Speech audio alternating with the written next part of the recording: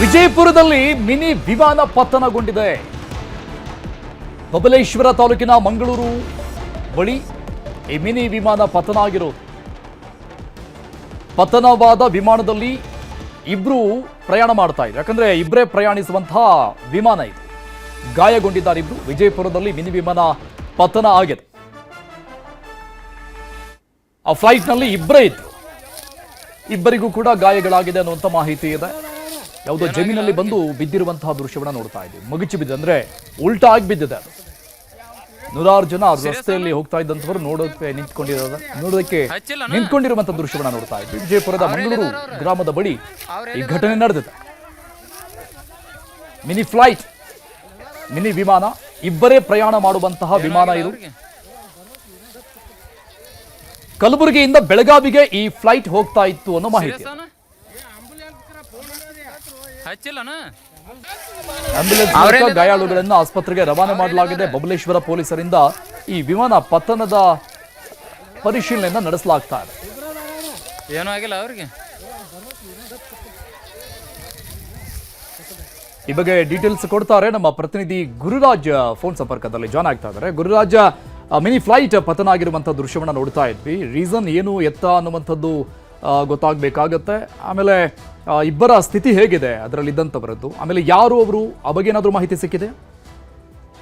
ಅರುಣ್, ಏನಂದ್ರೆ ಕೆಲವೇ ಕ್ಷಣಗಳ ಹಿಂದೆ ವಿಜಯಪುರ ಜಿಲ್ಲೆಯ ಬಬಲೇಶ್ವರ ತಾಲೂಕಿನ ಮಂಗಳೂರು ಅನ್ನೋ ಗ್ರಾಮ ಏನಿದೆ, ಆ ಗ್ರಾಮದ ಬಳಿ ಒಂದು ಘಟನೆ ನಡೆದಿರುತ್ತದೆ. ಮಂಗಳೂರು ಗ್ರಾಮದ ಹೊರಭಾಗದಲ್ಲಿರುವಂತಹ ತೋಟದಲ್ಲಿ ಒಂದು ಮಿನಿ ಫ್ಲೈಟ್ ಪತನ ಆಗಿರುತ್ತದೆ. ಪ್ರಾಥಮಿಕ ಮಾಹಿತಿ ಪ್ರಕಾರ ಕಲಬುರಗಿಯಿಂದ ಬೆಳಗಾವಿಗೆ ತೆರಳುತ್ತಿದ್ದಂತ ಹೇಳಿ ಮಾಹಿತಿ ಲಭ್ಯವಾಗ್ತಿರುತ್ತದೆ. ಒಟ್ಟು ಇಬ್ರು ಇದ್ರು, ಪೈಲಟ್ ಸೇರಿ ಒಟ್ಟು ಇಬ್ರು ಜನ ಇದರಲ್ಲಿ ಇದ್ರು. ಸದ್ಯಕ್ಕೆ ಇಬ್ಬರಿಗೂ ಗಾಯಗಳಾಗಿರುತ್ತದೆ. ಅವರನ್ನ ಆಸ್ಪತ್ರೆಗೆ ರವಾನೆ ಮಾಡಲಾಗಿರುತ್ತದೆ.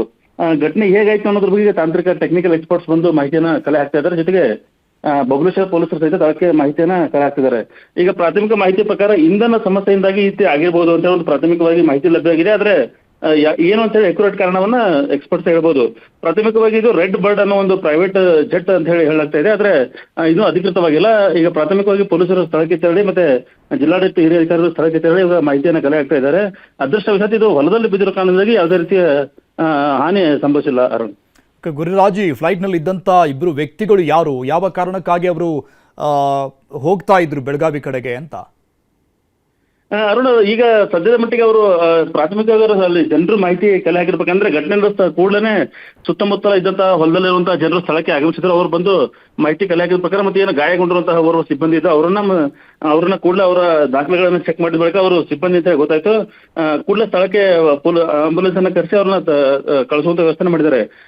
ಅದೇನು ಅದರಲ್ಲಿ ಫ್ಯೂಯಲ್ ಸಮಸ್ಯೆ ಆಗಿ ಈ ರೀತಿ ಆಗಿದೆ ಅಂತ ಹೇಳಿ ಒಂದು ಪ್ರಾಥಮಿಕವಾಗಿ ಮಾಹಿತಿ ಇರೋದು. ಅದರ ಅಧಿಕೃತವಾಗಿ ಇನ್ನೂ ಅವರು ಖಚಿತಪಡಿಸುವಂಥದ್ದು.